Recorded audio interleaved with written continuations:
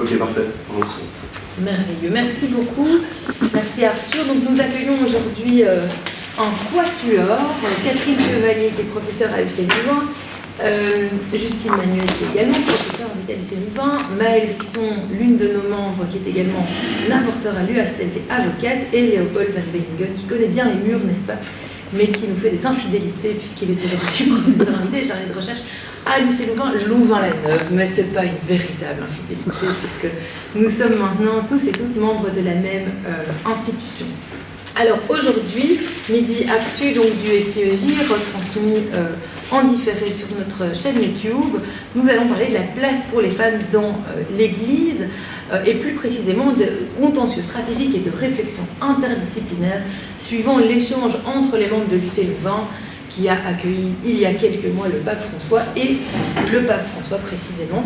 Visite qui avait à la fois suscité certaines controverses peut-être, certaines réactions sans doute, mais aussi de très grands événements au sein de notre institution et également un travail en amont qui peut-être n'a pas toujours été analysé autant qu'il l'aurait mérité, puisqu'on l'a vu, il a été substantiel ce travail-là, et donc c'est une chance pour nous de pouvoir travailler aussi sur la base de ce que, chers collègues, vous avez proposé, réfléchi, conceptualisé avant la visite du pape à l'UC Louvain. Sans plus attendre, et vous le voyez, nous sommes plutôt dans un registre informel au SIEJ, comme vous le saviez peut-être déjà. Je vous cède donc la parole. Merci Diane. Moi je vais donc d'abord vous présenter le plan de notre présentation, comme ça on sait où on s'en va. Et donc en ce qui me concerne, je vais remettre un peu en contexte d'abord comment est-ce qu'on en est arrivé à produire cette lettre qui a été impliquée, un peu les coulisses de cette fameuse préparation du pape François, et puis bien sûr les suites qui s'en sont suivies dans la presse, et même au niveau de l'Église, des réflexions qui continuent dans le cadre du synode sur la synodalité par exemple. Donc voilà, j'interviendrai sur cette essentielle remise en contexte, et aussi en parallèle de tout ça, il y avait eu un jugement qui avait été rendu par le tribunal de Malines, qui a été rendu un peu dans les mêmes eaux, et ça c'est Léopold qui vous le présentera. Comme ça on met un peu plus de droit aussi dans notre présentation. On n'avait pas évoqué ce jugement spécifiquement dans la lettre, mais on trouvait que c'était pertinent de pouvoir en parler, parce que tout ça s'inscrit dans le même contexte. Ensuite, Catherine Chevalier nous reviendra avec vraiment d'un point de vue historique, et aussi du point de vue du droit canonique, la place de la femme dans l'Église, notamment sur le diaconat féminin. Et enfin, nous avons donc Justine Manuel qui, elle, fera les liens entre formation, fonction, ministère. Elle s'est beaucoup intéressée aussi aux grèves des femmes dans l'Église, dont une est apparemment en cours à travers le monde, informée ce midi, durant le carême. Donc c'est une grève qui dure le carême, parce qu'on est en plein carême. Donc voilà, on est effectivement toujours bien dans l'actualité, même si la visite du pape François date maintenant d'il y a quelques mois.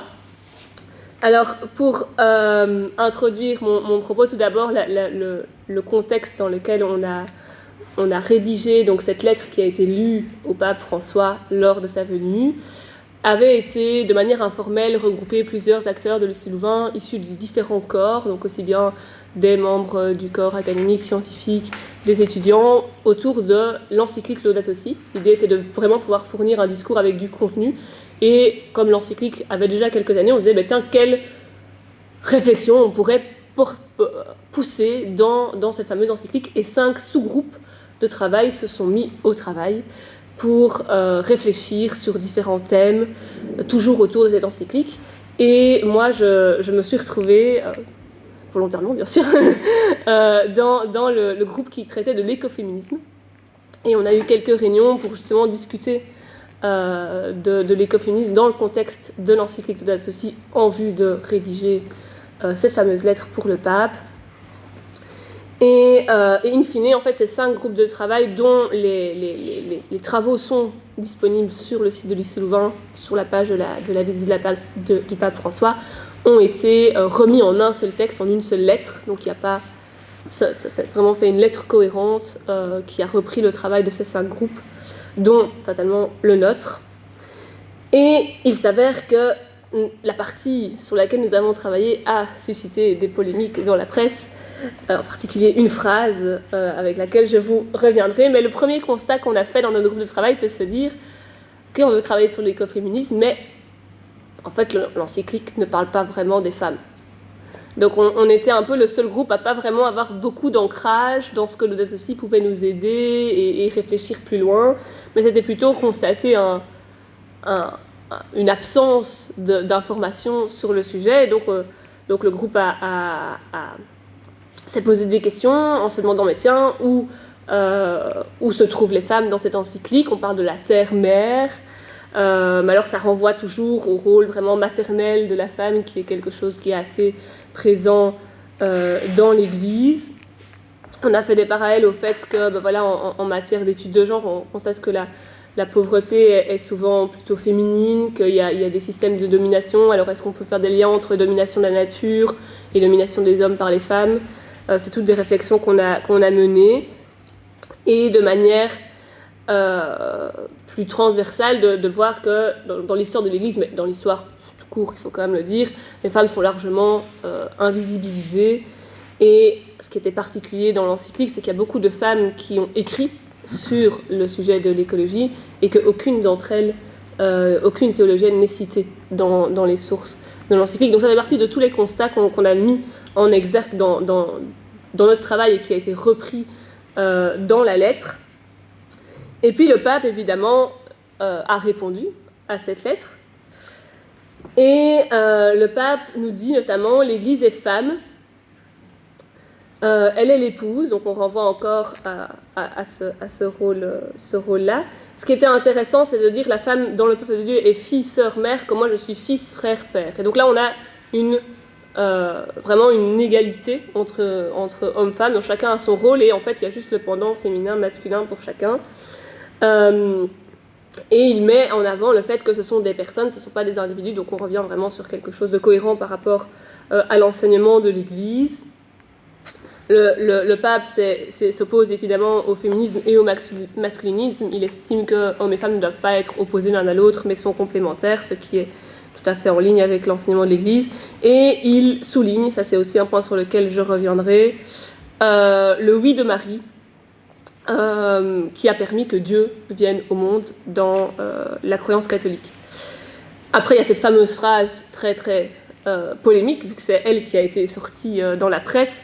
La femme est accueil, fécond, soin, dévouement vital. Ça a fait hérisser les poils de plus d'une personne. Et c'est notamment ça qui a été repris aussi, auquel le communiqué de l'équipe rectorale, de Lucie Louvain de manière générale, le communiqué de presse qui s'en est suivi, a souligné cette phrase-là en s'y opposant quand même radicalement. Il faut quand même dire que juste après, le pape disait que la femme était plus importante que l'homme dans, évidemment, ce fait qu'elle a donné la vie à Dieu, que Dieu en personne vient au monde par le oui de Marie. Donc le communiqué de presse de Lucie Louvain qui abordait plusieurs sujets et qui a principalement, du coup, dans ce qui concerne notre partie, marquer une rupture avec cette vision de la femme comme accueil, fécond, soin, dévouement vital, qui renvoie toujours la femme dans un rôle plus domestique. Sachant qu'on a une rectrice, évidemment, on comprend qu'elle puisse se sentir aussi, et comme toutes les femmes ici à l'université, on sait bien qu'on ne fait pas que des tâches ménagères, mais qu'on fait aussi de la recherche et qu'on enseigne.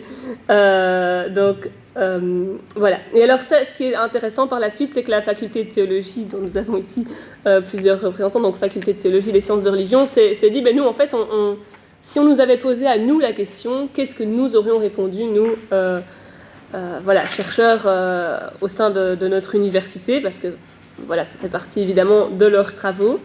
Et je vous disais que le pape avait repris la figure de Marie pour élaborer sa réponse. Et la faculté de théologie reprend également cette même figure de Marie, qui est certes l'humble servante, mais qui est aussi celle qui se réjouit que Dieu disperse ceux qui ont dans le cœur des pensées orgueilleuses, renversent les puissants de leur trône, élèvent les humbles. C'est toute la suite en fait du texte.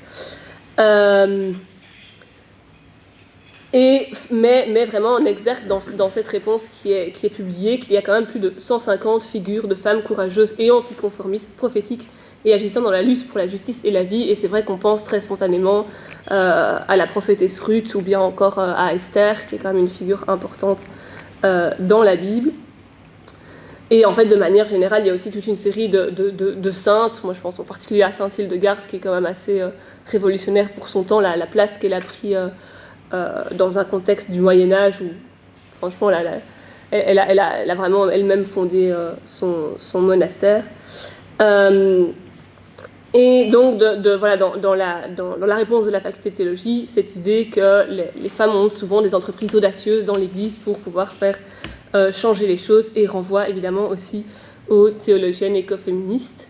Et alors, ce qui est intéressant toujours dans cette suite chronologique un peu des événements, c'est que aussi en parallèle de tout ça, il y a eu le synode sur la synodalité, qui sur la question du diaconat féminin, qui va être abordé ici aussi plus en profondeur et d'un point de vue historique, la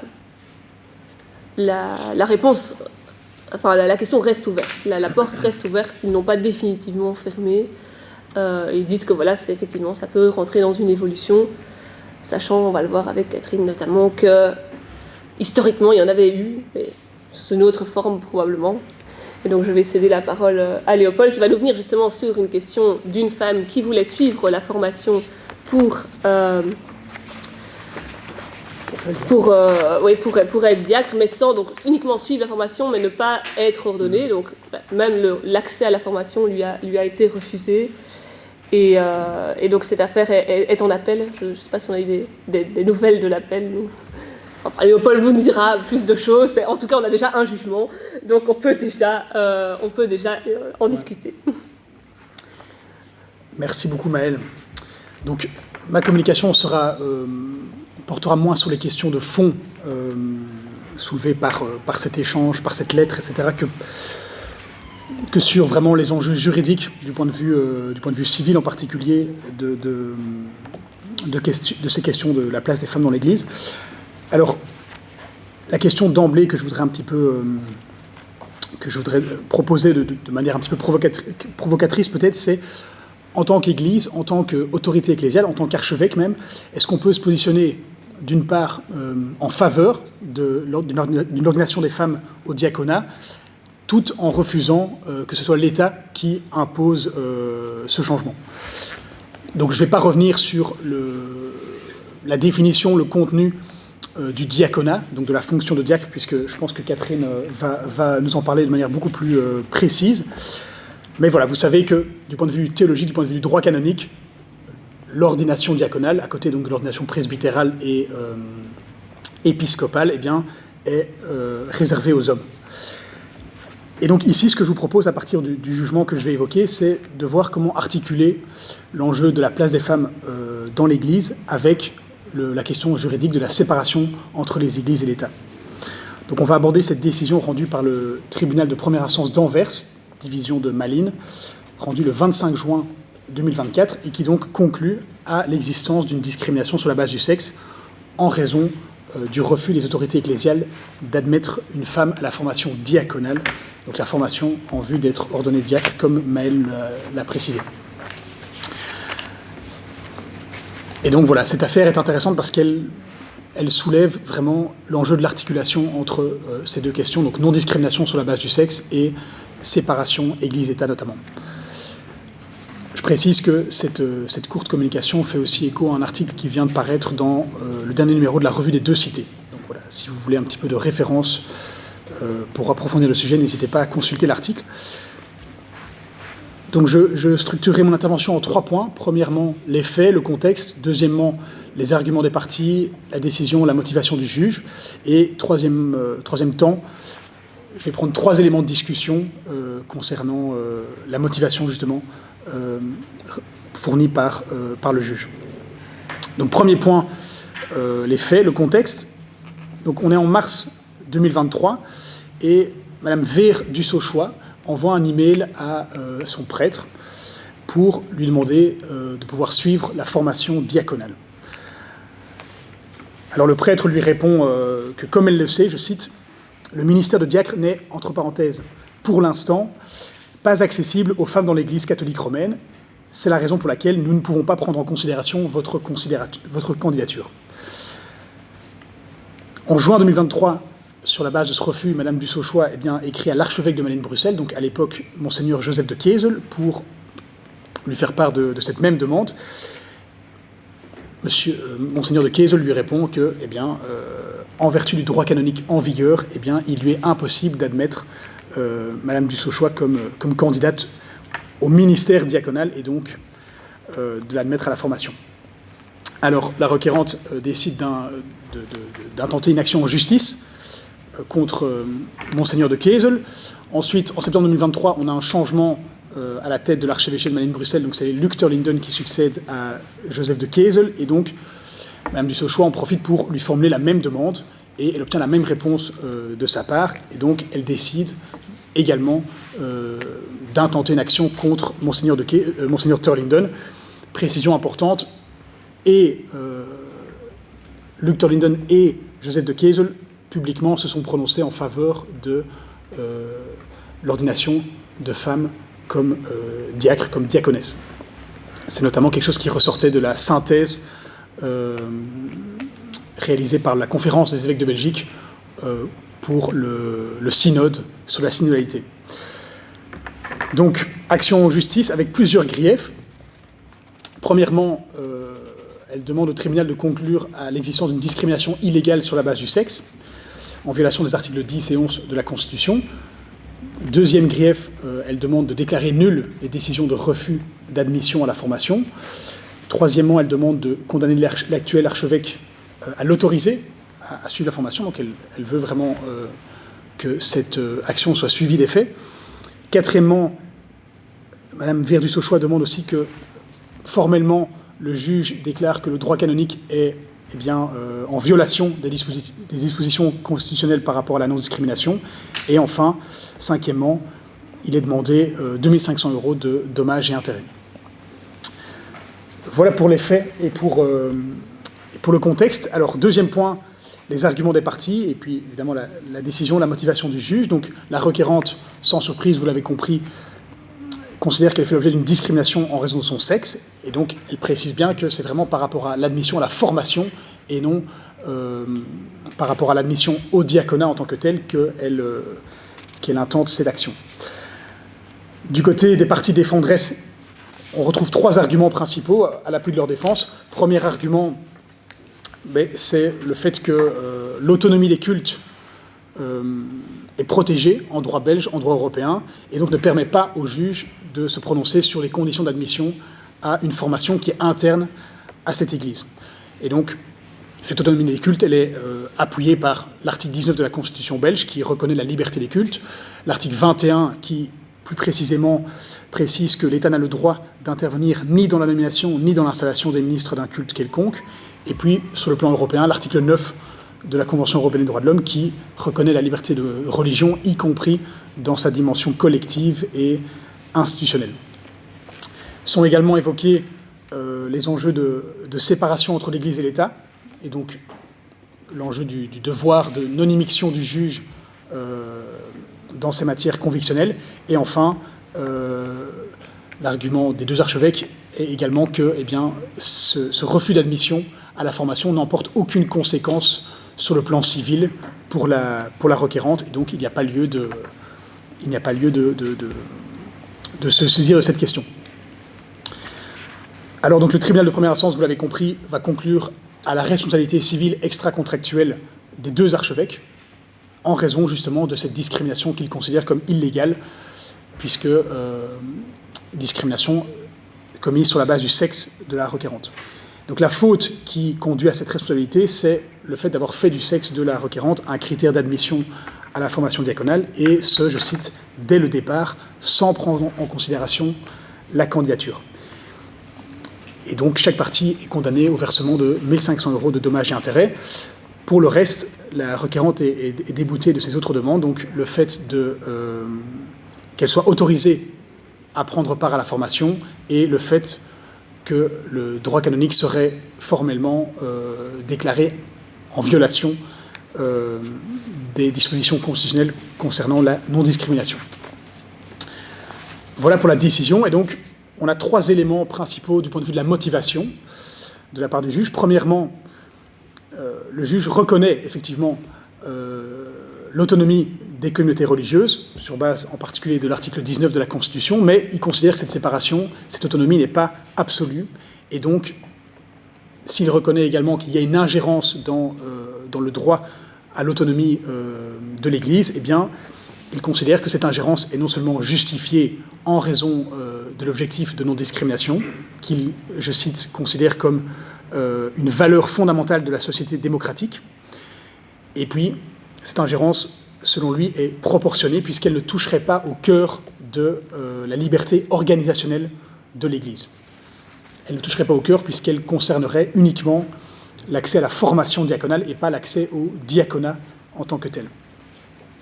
Donc, première ligne d'argumentation. Deuxième, eh bien, le dommage qui est subi par la requérante correspond, selon le juge, à une perte de chance dans son chef, perte de chance qui équivaut à un préjudice moral, donc lié à cette discrimination. Et enfin, troisièmement, le juge dément toute violation de l'autonomie de l'Église sur le plan de l'article 21, donc, qui était très précis par rapport à cette question de l'interdiction pour l'État d'intervenir dans la nomination ou dans l'installation des ministres du culte. Selon le juge, eh bien, cette décision ne s'immisce pas dans les règles d'admission au ministère, puisqu'elle ne se prononce pas sur le fond, encore une fois, mais sur la manière dont la candidature a été prise en compte sur un plan procédural. Voilà en résumé la décision, la motivation du juge. Et donc, je vous propose 3 questions, 3 éléments de discussion au sujet de cette décision. 3 éléments qui touchent de près ou de loin à cet équilibre entre non-discrimination et séparation Église-État. Premier point, est-ce que cette ingérence, donc justifiée selon le juge dans l'autonomie, dans la séparation Église-État, est-ce que cette ingérence est procédurale? Est-ce qu'elle est uniquement procédurale? Donc, autrement dit, est-ce que les 2 archevêques auraient pu éviter cette décision qui conclut à une discrimination en prenant exactement la même décision, mais simplement en prenant la peine, on va dire, de prendre formellement en considération la candidature et en expliquant pourquoi est-ce que, selon eux, eh bien, elle n'était pas recevable. Puisque le tribunal précise effectivement qu'il n'effectue pas une appréciation matérielle complète de la candidature, mais qu'il apprécie uniquement les motifs sur lesquels la décision de refus est fondée. Et donc ici, on peut faire un lien avec la jurisprudence de la Cour européenne des droits de l'homme, notamment dans l'affaire Lombardi-Valori, donc professeur d'université italien, dont le contrat, à l'époque, n'avait pas été reconduit par une université catholique. Donc, et dans cette affaire, donc, la Cour européenne des droits de l'homme conclut à la violation de l'article 6, donc sur la question du procès équitable, en indiquant que, finalement, l'enjeu n'était pas de savoir si, oui ou non, l'université avait de bonnes raisons de ne pas reconduire le contrat de ce professeur, mais ce qui pêchait en l'espèce, eh bien, c'est que l'université n'avait pas fourni les motifs à l'intéressé lui permettant de comprendre la décision de refus.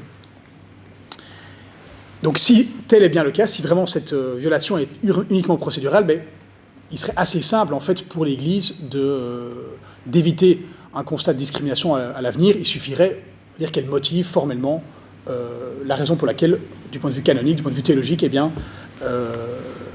l'accès à la formation n'est pas permis pour une femme, en l'occurrence, sans que le juge n'ait l'opportunité, on va dire, d'examiner la valeur de ces motivations. Mais voilà, le juge n'est pas tout à fait clair sur le fait de savoir si, oui ou non, c'est vraiment uniquement une question procédurale. Et j'en arrive à mon deuxième point, qui est de savoir si cette distinction, justement, entre l'accès à la formation et l'accès au ministère ordonné, en tant que tel, a bien du sens. Puisque c'est vraiment ce que le juge précise, que le tribunal précise, c'est qu'il n'est pas question d'examiner les critères d'accès au ministère ordonné du diaconat, mais vraiment de regarder comment est-ce que la candidature à la formation a été traitée. Alors, On a eu pas mal de critiques par rapport à ça en disant que cette formation n'est pas une formation universitaire ou une formation au sens classique du terme, c'est-à-dire que cette formation n'a de sens que dans la perspective où on va justement être candidat à l'ordination diaconale. Donc il y a un enjeu vocationnel évidemment dans tout ministère ecclésial. C'est pas une question de candidature, c'est pas simplement le fait de remplir des critères, Catherine y reviendra certainement.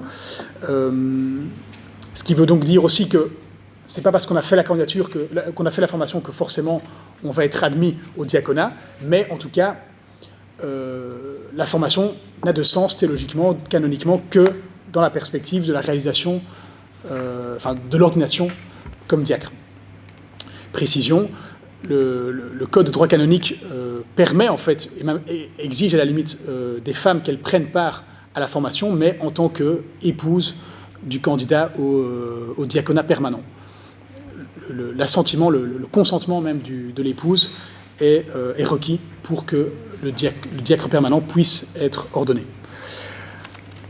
Mais donc l'enjeu, c'est de savoir est-ce que cette distinction, à nouveau, n'est pas finalement un petit peu hypocrite de la part du juge. Il ne se permet pas de regarder le fond de la question, mais malgré tout, il s'immisce d'une certaine manière quand même, il s'immisce dans l'appréciation sur l'accès à la formation.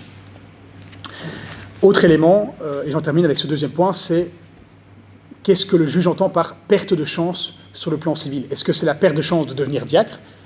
Il semble dire le contraire. Ou est-ce que c'est la perte de chance pour l'intéressé de comprendre en fait les motifs pour lesquels elle n'a pas été admise à cette formation? Troisième point de discussion, qui est peut-être le plus fondamental, c'est cette question de départ, comment articuler le droit à la non-discrimination avec la séparation entre les églises et l'État? Plus précisément, est-ce que le droit à la non-discrimination s'applique à l'organisation interne de communautés, de groupements religieux, de groupements convictionnels? On pourrait le dire autrement, est-ce que l'enjeu de la non-mixité ou de la mixité choisie pour certaines fonctions, est-ce qu'elle se poserait, est-ce que cette non-mixité se poserait de manière différente dans un contexte convictionnel, de la manière dont elle se poserait dans un contexte, par exemple, sportif, pour un club de sport, ou dans le cadre d'un mouvement de jeunesse. Voilà. Et si une différence doit être faite entre ces deux contextes, entre ces trois contextes, sur la base de quels critères est-ce que la non-discrimination s'appliquerait dans un cas et pas dans l'autre? Alors, en droit, évidemment, il faut quand même rappeler que le droit à l'autonomie des cultes repose non seulement sur la liberté d'association, mais aussi sur la dimension collective, institutionnelle de la liberté de religion. Donc il y a, on va dire, un double fondement à cette autonomie. Et j'en termine avec une interrogation plus prospective, peut-être, je ne sais pas, c'est la question du financement public. Est-ce qu'il faut considérer que, dans ces matières, le financement public joue un rôle? Autrement dit, est-ce que les autorités civiles, à travers le financement qu'elles accordent au groupement en question, donc en l'occurrence ici le culte, mais ça pourrait aussi être les mouvements de jeunesse ou les clubs de sport, comme je l'ai évoqué, est-ce qu'à travers ce financement, les autorités se permettent d'imposer ce droit de regard du point de vue de non-discrimination? On peut citer d'ailleurs à ce propos le nonce apostolique, donc l'ambassadeur du Vatican en Belgique, qui, quelques mois après son installation en Belgique, avait accordé une interview à la Libre Belgique. Interview durant laquelle le journaliste lui posait la question « Est-ce que le financement de l'Église par l'État rend l'Église suffisamment libre ?» Et Monseigneur Coppola répondait, je cite, « C'est une question délicate et je veux rester prudent, mais je ne suis pas sûr que ce financement la rende très libre. » Voilà, donc question ouverte, est-ce que le prix à payer pour l'autonomie organisationnelle de l'Église en Belgique serait l'arrêt du financement public des cultes? Voilà, question ouverte. Pour conclure quand même, en revenant sur la question de départ, je pense que, aussi important que l'enjeu de la non-discrimination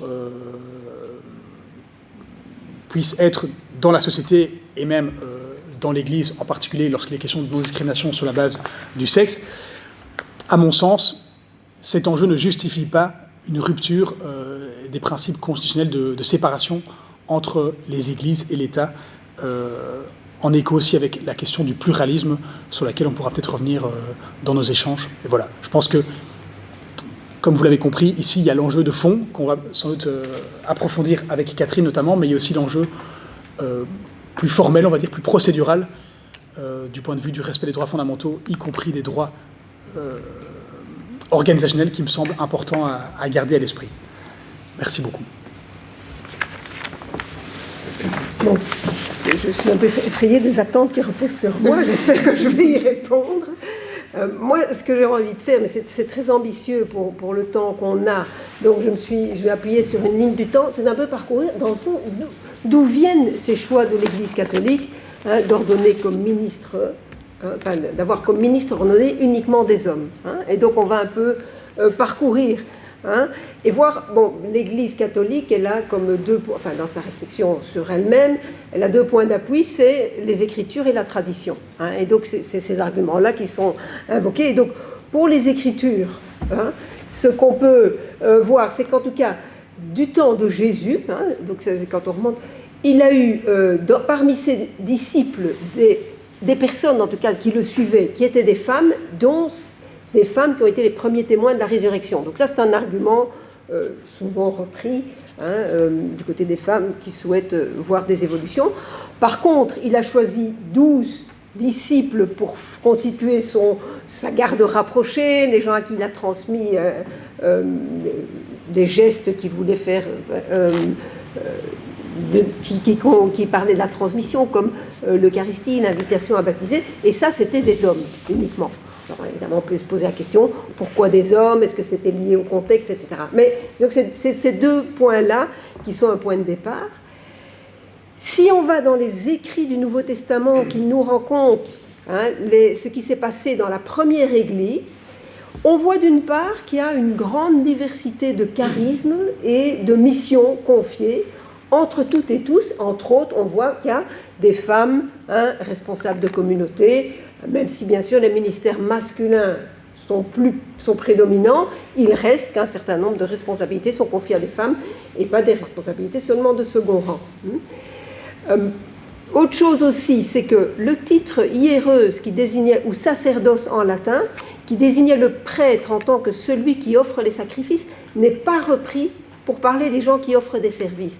Donc on voit un désir des auteurs du Nouveau Testament de se situer dans un autre contexte de réflexion que les religions traditionnelles par rapport à la relation au sacrifice. Je dis ça parce qu'après, par la suite, les choses vont évoluer.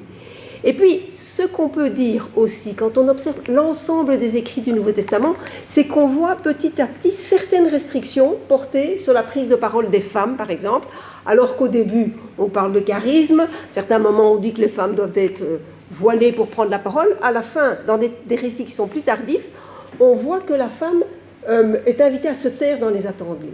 Et donc, on se rend compte que déjà, dans le Nouveau Testament, l'insertion du christianisme dans des contextes patriarcaux joue au détriment des responsabilités prises par les femmes. Donc ça, je parle de textes comme les épîtres à Timothée, première et deuxième épître à Timothée. Alors, si j'avance dans l'histoire, on va faire 2000 ans au pas de course, à la fin au courant du IIIe siècle, fin du deuxième, on voit que 3 ministères vont ressortir, alors que ce n'était pas le cas encore dans le Nouveau Testament. Il y avait toute une série de noms, ce n'était pas encore unifié. Évêque, presbytre et diacre. L'évêque, c'est celui qui préside à la communauté locale. Les presbytres, c'est les collèges des anciens qui représentent autour de l'évêque, en fait, un peu comme les apôtres, et à qui va progressivement être confiée la responsabilité des paroisses dans les villes, puis des paroisses dans les campagnes. Et donc, il va avoir... Et à côté de ça, il y a les diacres qui sont plutôt des gens qui sont au service direct de l'évêque, et en particulier pour la question de la gestion financière et du service des plus pauvres. C'est 2 questions qui vont de pair. Alors, j'ai mis à côté de ça qu'on va voir apparaître une progressive sacralisation du ministère d'évêques et de presbytres, j'en parlerai après. Mais dans cette Église, il y a d'autres services et ministères, dont les ministères féminins, dont font partie les diaconesses. Et je vous cite ce petit extrait des constitutions apostoliques qui date de la fin du IVe siècle en Syrie, pour vous rendre compte de c'était quoi l'Église à l'époque. Au moment de l'Eucharistie, il y a une sorte de protocole. L'évêque communiera, puis les presbytres, les diacres, les sous-diacres, les lecteurs, les chantres, les ascètes, et parmi les femmes, les diacres, les vierges et les veuves. Ensuite les enfants et enfin tout le peuple, en ordre, avec respect et piété, sans tumulte. Donc vous voyez une diversité de ministères au service d'éthique, dont des ministères féminins, celui de diacre ou diaconesse, ça dépend des textes. C'est parfois le même mot, c'est parfois le mot avec une formule, enfin un suffixe féminin, les vierges et les veuves. Alors, ces ministères-là, quand on va observer, en tout cas le ministère de diaconesse, ce qu'on voit, c'est qu'elles avaient des missions qui semblaient être confiées comme des missions plus particulièrement à l'égard des femmes.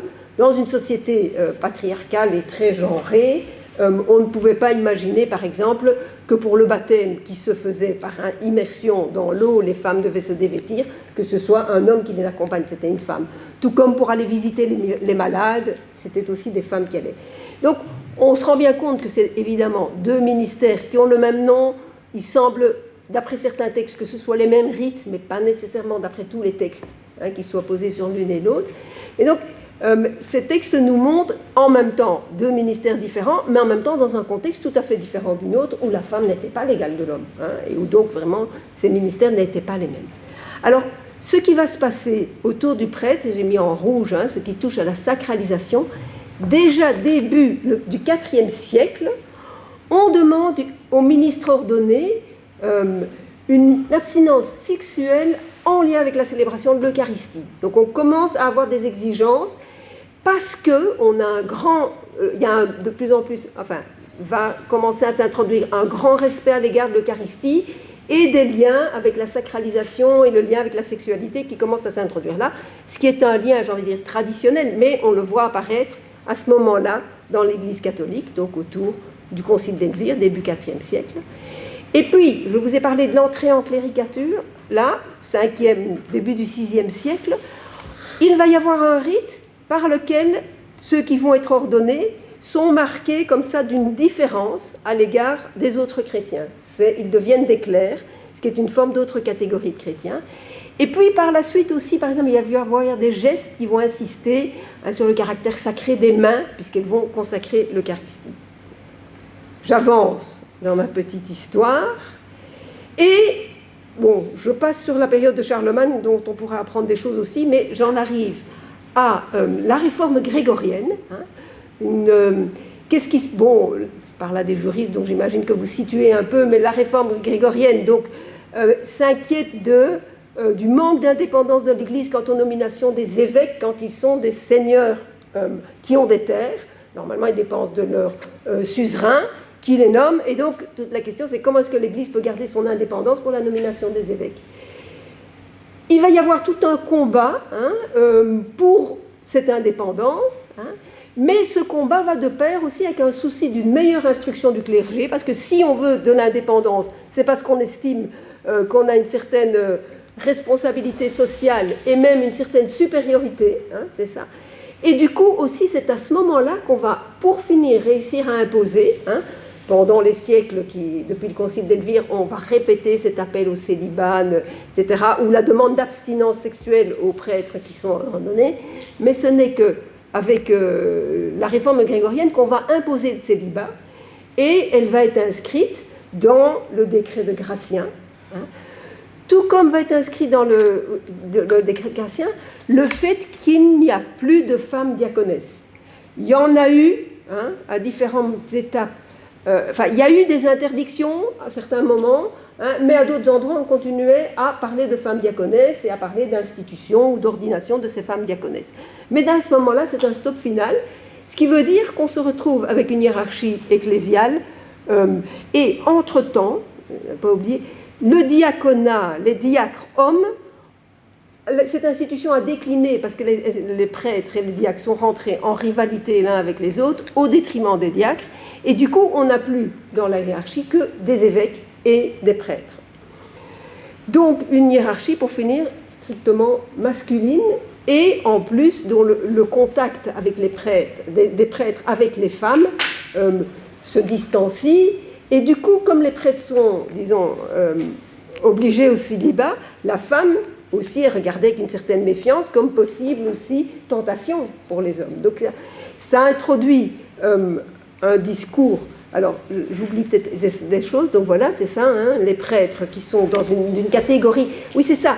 Ce que conclut, par exemple, je pense, Florian Mazel, qui réfléchit sur la réforme grégorienne, ça va poser une hiérarchie entre chrétiens avec des prêtres qui sont distingués des laïcs par aussi le régime sexuel, enfin, le régime. Les laïcs sont ceux qui se marient et les prêtres sont ceux qui ne se marient pas. Et ça crée une sorte de hiérarchie entre l'un et l'autre. Alors, le décret. Et alors, à la même époque aussi, dans la dynamique de sacralisation dont j'ai déjà pu marquer quelques étapes, on voit s'introduire dans les rituels d'ordination cette phrase « Recevez le pouvoir d'offrir à Dieu le sacrifice et d'offrir les messes, tant pour les vivants que pour les défunts. » Donc, le ministre ordonné devient celui qui célèbre l'Eucharistie, avec donc aussi un très fort accent sur cette dimension-là, et moins sur la dimension plus pastorale de responsable d'une communauté. Alors, s'ajoute à ça, avec le Concile de Latran en 15, l'appel à ce que chaque chrétien se confesse auprès de son curé au moins une fois par an avant d'aller à la messe. Ce qui donne aussi, ça va dans le sens de cette hiérarchie du prêtre sur les laïcs. Alors, j'ai oublié une passe. Et cette sainteté du prêtre, son rôle de médiateur entre Dieu et l'humanité, est confirmée par le Concile de Trente à la au milieu du XVIe siècle.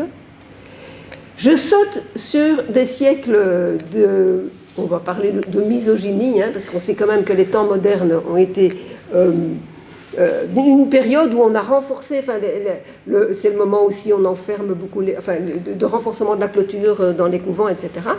Et je passe à des périodes qui vont quand même nous ouvrir des nouvelles perspectives, à partir du XXe siècle, en particulier le Concile Vatican II, qui va procéder à des rééquilibrages dans l'institution ecclésiale en rappelant le fait que ce n'est pas seulement les ministres qui sont saints, mais c'est tout le peuple des baptisés qui est appelé à la sainteté, situant ces ministres comme étant au service des baptisés, et pas au-dessus des baptisés.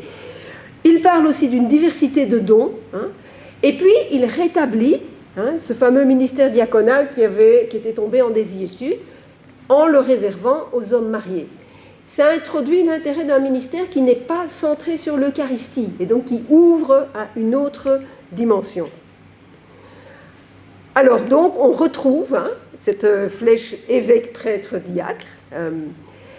Et, alors là, on rentre dans des questions plus spécifiques. En 1971, le pape Paul VI rétablit la possibilité d'une diversité de ministères et il va rétablir des ministères laïques institués.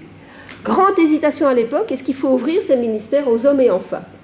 Dans l'hésitation, Paul VI a tranché pour ne les réserver aux hommes. Ce qui dit aussi le poids d'une institution qui a été habituée à ce que les ministères soient uniquement confiés aux hommes. Alors, la question de la femme, on est dans les années 70, après le concile, va surgir. Et aux évêques allemands qui posent au pape la question « Est-ce qu'on pourrait ordonner des femmes diacres ?» Le pape Paul VI va répondre par la déclaration Inter et Signores en disant « On ne peut pas ordonner les femmes prêtres ». C'est un peu surprenant, mais donc sur la question des femmes diacres, pas de réponse, mais sur la question des femmes prêtres, là, on est clair. Position confirmée en 94 par Jean-Paul II, avec cette phrase que j'ai rajoutée parce qu'il paraît que cette année-ci, vous réfléchissez sur les questions liées à la vérité. Je trouvais que cette phrase disait quelque chose. L'Église estime ne pas avoir autorité pour conférer le sacerdoce aux femmes. Donc c'est une question aussi de... voilà. Et ça, un des arguments principaux, c'est que ça ne s'est jamais fait. C'est l'argument de la tradition qui vient là-dessus. Par contre, qu'est-ce qui se passe dans une église où on demande à ce que des femmes puissent ordonner, où on a créé des ministères institués mais qui sont seulement réservés, vont se développer des ministères laïques confiés.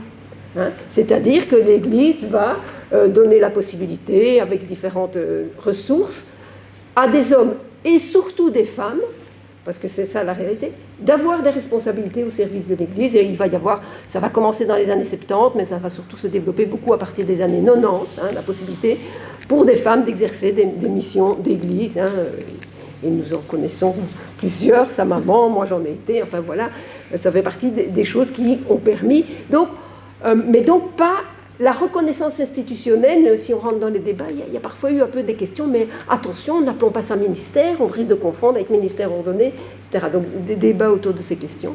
Alors, on en vient au pape François, qui est quand même un pape qui a cherché à faire bouger les choses, en créant en 2016 une première commission sur le diaconat féminin, en créant une deuxième en 2020 sur le diaconat féminin, commission qui montre à la fois les enjeux du débat historique, qui montre qu'il n'y a pas d'obstacle théologique, mais qui n'arrive pas à trancher. Autre élément intéressant du pape François, c'est que ces fameux ministères laïques institués, il va dire en 2021 qu'ils sont pour les hommes et pour les femmes. Et donc il y a cette ouverture-là, non pas au niveau des ministères ordonnés, mais au niveau des ministères institués. Et puis, troisième élément, j'aurais dû oublier. Ah voilà, oui, non, j'en parlerai après. En 2022, la réforme de la Curie qui estime que pour présider un dicaster, le ministère ordonné n'est plus un prérequis. Et donc on peut ordonner, nommer une femme ou un homme, pardon, pas ordonner, nommer une femme ou un homme, et on ajoute que ce sont des mandats temporaires, qui sort aussi d'une logique, on est nommé là, etc. Et puis, j'ai mis aussi en jaune là le synode sur la synodalité, qui a mené toute une réflexion sur qui prend les décisions dans l'Église, et dans une dynamique qui, ce qui était déjà le cas derrière des précédents synodes, procède par consultation, large consultation sur un certain nombre de questions, et invite aussi, dans ses conclusions, à travailler, à construire une église qui inclut la participation beaucoup plus large, demande à ce que la formation aussi des ministres ordonnés soit faite dans une perspective plus synodale, en demandant à ce qu'il y ait des femmes aussi participent à la formation des ministres ordonnés. Donc voilà, c'est évidemment rapide pour passer en revue 2000 ans d'histoire, mais vous voyez qu'elle se termine sur des ouvertures dont on espère encore qu'elles puissent produire plus de fruits. Merci Catherine pour effectivement ce rapide historique de la question du diaconat et du diaconat pour les femmes. Moi, mon intervention, effectivement, je vais parler un peu plus de ministère sacerdotal, de fonctions dans l'Église, mais surtout, mon intervention est aussi un peu pensée comme une petite conclusion à cette présentation à plusieurs têtes, à plusieurs voix.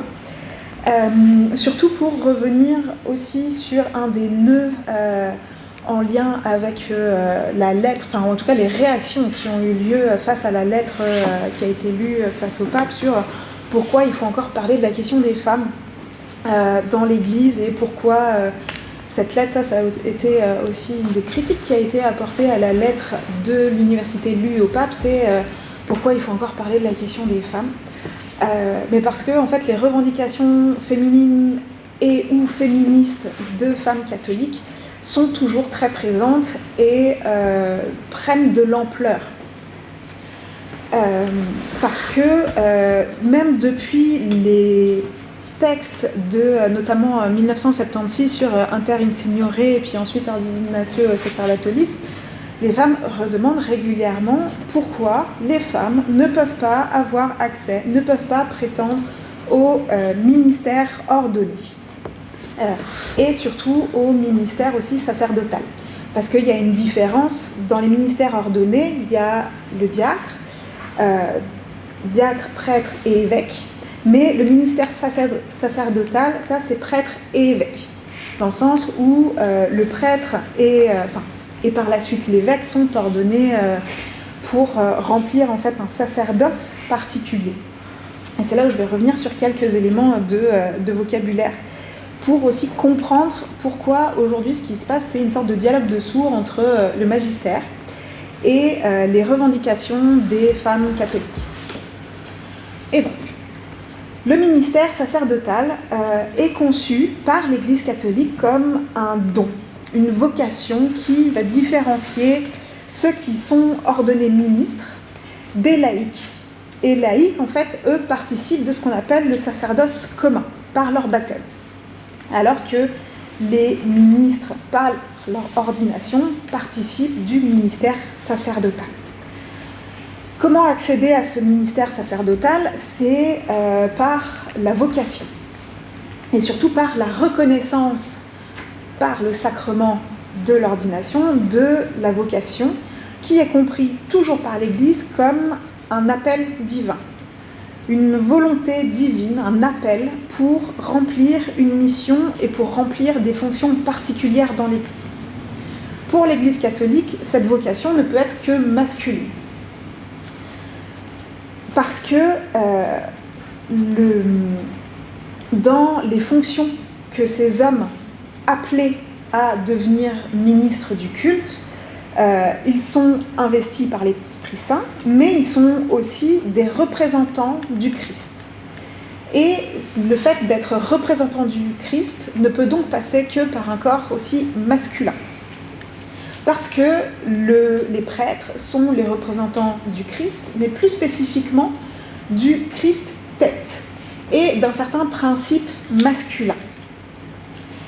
Et ce Christ tête, donc les prêtres et les évêques, sont unis au Christ corps, qui est donc l'Église, principe féminin. Et il faut donc que ce soit des représentants masculins pour être unis à un principe féminin qui est l'Église. Donc c'est pas pour rien quand le pape François rappelle dans sa lettre que l'Église est femme, on retombe sur cette théologie des fiançailles entre un principe masculin et un principe féminin, et où les prêtres sont les représentants masculins du Christ tête, qui sont là à la fois en fait pour diriger le Christ corps, donc l'Église, tout en étant aussi une part de ce Christ corps. Donc ils ont un peu un double rôle. Pardon.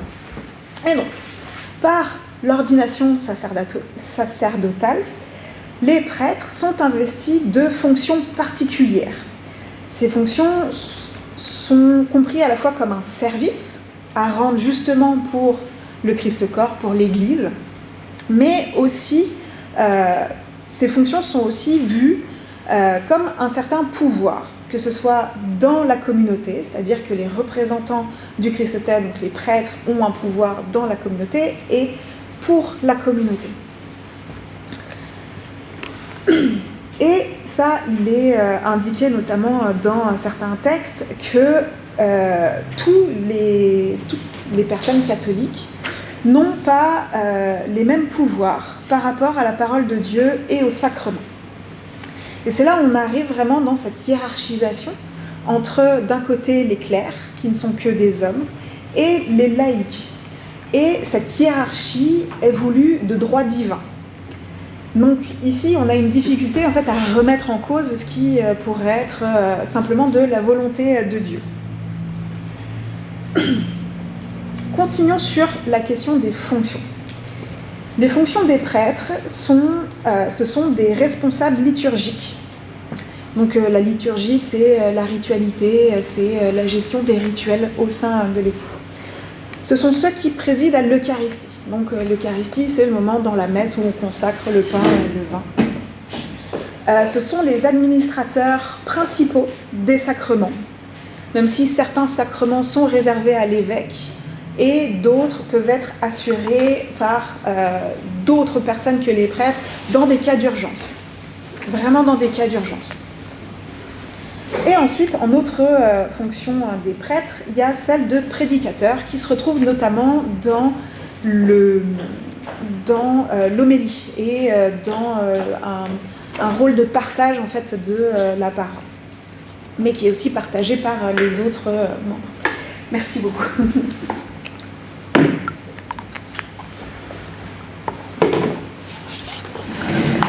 Ces fonctions des prêtres sont données au prêtre à la suite de son ordination, donc du sacrement de l'ordre. Le sacrement de l'ordre n'arrive qu'après une formation spécifique réservée aux prêtres dans les séminaires. Petite parenthèse, jusque dans les années 60, la formation des prêtres était était donc dans des universités catholiques qui n'étaient pas forcément ouvertes aux femmes. Dans les années 60, on va assister en fait à une ouverture des formations en théologie aux femmes. Ça va dépendre des pays, ça va dépendre de certaines législations. Et on assiste en fait dans les années 70 à la sortie de la formation des prêtres des facultés de théologie pour les emmener en fait quasiment uniquement dans les séminaires. Parce que ça, c'est des choses qui ont notamment été étudiées au Québec. L'entrée de nombreuses femmes dans les études de théologie ont été vues comme un argument justifiant la chute des vocations. Parce que ils étaient en contact avec des femmes et que il y avait de moins en moins d'hommes qui allaient poursuivre en fait leur formation jusqu'au bout pour devenir prêtres. Voilà, fin de la parenthèse. Et donc, revenons juste ici sur les prêtres et leurs fonctions spécifiques. Bourdieu, dans un article de 1971 qui s'appelle « Genèse et structure du champ religieux », présente les prêtres comme étant des intermédiaires qui détiennent un monopole sur les biens symboliques, spirituels et religieux. Et ici, il y a vraiment ce terme de monopole qui est important à comprendre, mais aussi dans le rapport que l'Église catholique peut avoir avec l'ouverture des formations en fait aux personnes non hommes, parce que justement, et là on va rentrer dans toute la pensée de Foucault sur cette idée en fait de savoir, pouvoir et discours, mais à partir du moment où un savoir et donc une certaine formation est accessible à d'autres personnes que celles à qui ces formations sont au départ destinées pour remplir certaines fonctions, et ça peut entraîner une certaine remise en question et l'élaboration de nouveaux discours, ou en tout cas une critique sur le monopole de la formation et ce monopole que le clergé a sur la gestion du sacré dans l'Église catholique. Et c'est là où je trouve, conclusion plus sociologique que juridique, parce que je suis plus sociologue, en tout cas spécialiste en sciences des religions. Je ne suis pas juriste du tout, mais je trouve que la posture de l'évêché de Malines, c'est ça, sur refuser à une femme juste l'accès à une formation, montre bien cette volonté de garder un monopole et de garder une réserve sur qui peut accéder, comme si on sacralisait aussi le savoir lié à la fonction même du diacre, une fois qu'il serait ordonné. Parce que ce monopole implique le fait que les évêques, les prêtres et ici les diacres resteraient des intermédiaires obligés de l'accès au sacré dans l'Église catholique. Alors même que, de plus en plus de femmes occupent ces fonctions-là dans les églises. Et c'est quelque chose qui se voit de plus en plus. Et si justement le pape François a ouvert les ministères institués, donc c'est de l'acolyte et du lecteur aux femmes, il le fait, et catéchèse aussi, et il le fait en reconnaissance de « ça se fait déjà ». et que il faut bien accepter ici les signes du temps, et donc des femmes remplissent déjà ces fonctions, donc il faut l'ouvrir. Mais différents documents du magistère dans les années 90 remettent en question même le fait de remplir certaines fonctions ne fait pas en quelque sorte le ministre. Il y a différents textes, notamment en 94 et en 97, qui rappellent, du magistère, qui en quelque sorte rappellent aux laïcs de rester à leur place. Notamment, donc, en 94, Jean-Paul II, face à un symposium de présidents des conférences des évêques, fait une allocution. Cette conférence des évêques portait sur la participation des fidèles laïcs au ministère presbytéral. Et Jean-Paul II va rappeler que non, en fait, si on fait une différence entre les ministres et les laïcs, c'est une volonté du Christ et il faut continuer à obéir à cette volonté-là. Et donc on a vraiment cette idée de, ok, vous pouvez collaborer, mais rappelez-vous bien que vous n'êtes pas les ministres ici, même si vous remplissez les fonctions de ministre. En 97, la congrégation pour le clergé, qui maintenant s'appelle le dicaster pour le clergé, dans une instruction portant elle aussi sur la collaboration des laïcs au ministère des prêtres, va rappeler que collaborer ne signifie pas se substituer. Donc on est toujours dans cette idée de ce n'est pas parce que vous collaborez dans le sens où vous remplissez des fonctions qui sont normalement remplies par des ministres ordonnés que vous pouvez vous substituer. Vous pouvez être considéré comme ministre. Donc pas de validation des acquis de l'expérience possible dans l'Église catholique. Mais par contre, en 2013, le pape François, dans Evangelii Gaudium, va rappeler en fait l'importance, lui aussi, de cette hiérarchisation sacerdotale entre le clergé et les laïcs. Mais, et là en fait, il va dire presque l'inverse de ce que les précédents pouvaient dire, c'est que cette hiérarchisation sacerdotale, c'est pas une question de pouvoir, c'est une question de fonction. Mais justement, en fait, les précédents disaient que c'est pas parce que vous remplissez les mêmes fonctions que vous êtes les ministres, dans une idée en fait de hiérarchisation et d'un certain pouvoir et d'une certaine reconnaissance. Et là, le pape François dit, c'est pas une question de pouvoir, c'est juste qu'ils ont une autre fonction. Mais en fait, les laïcs remplissent ces fonctions. Donc on commence vraiment à avoir des discours qui n'arrivent pas et n'arrivent plus en fait à faire sens pour les femmes qui réclament en fait l'accès à certaines fonctions, ou en tout cas à certains ministères au sein de l'Église catholique.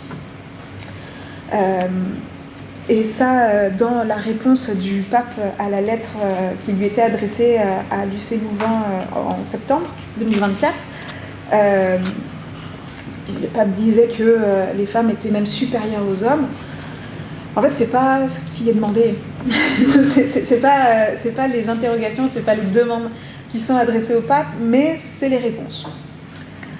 Maëlle aussi, en rappelant et en parlant de cette lettre, parlait de l'audace des femmes catholiques, notamment dans la transformation de l'Église. Et les femmes catholiques sont toujours aussi audacieuses aujourd'hui, parce qu'elles s'organisent de plus en plus et elles commencent à utiliser des moyens de pression qui sont généralement des moyens de pression attribués au monde du travail.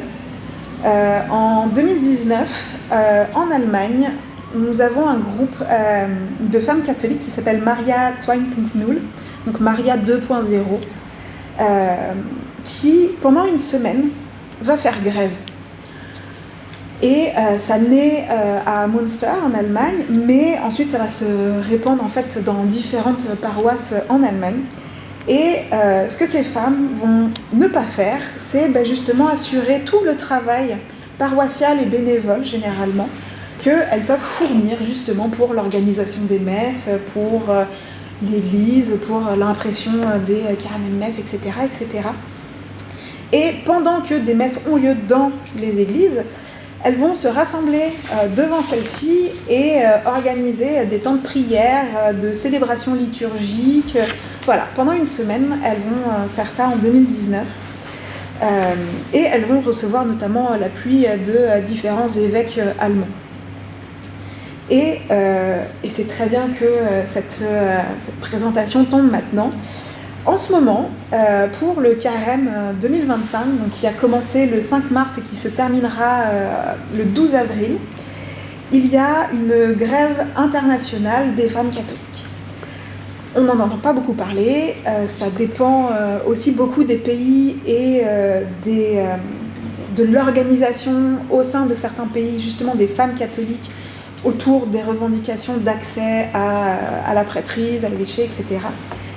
Et c'est cette idée donc de grève des femmes qui vont faire grève en fait du travail généralement bénévole dans les paroisses, pour justement montrer l'importance de la place des femmes dans l'Église catholique.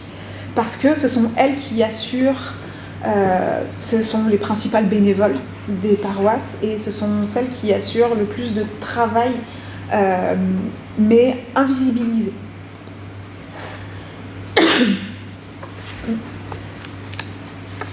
Et pour finir, un autre point pour démontrer l'audace des femmes catholiques, depuis 2002, il y a des ordinations de femmes catholiques prêtres qui se sont regroupées dans un collectif qui s'appelle Roman Catholic Women Priests, donc RCWP,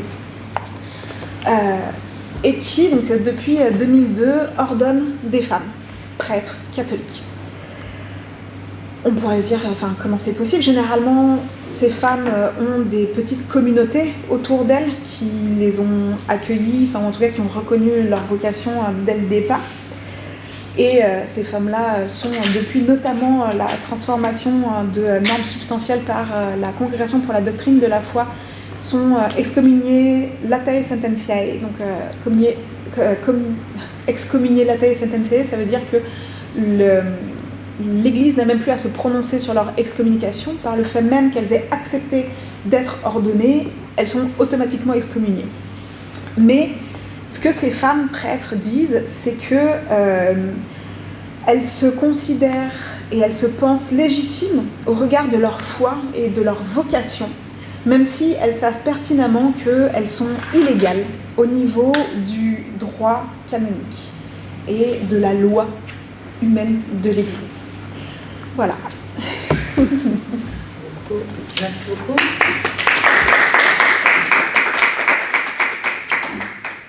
Merci. C'était à la fois très diversifié et très instructif. Alors,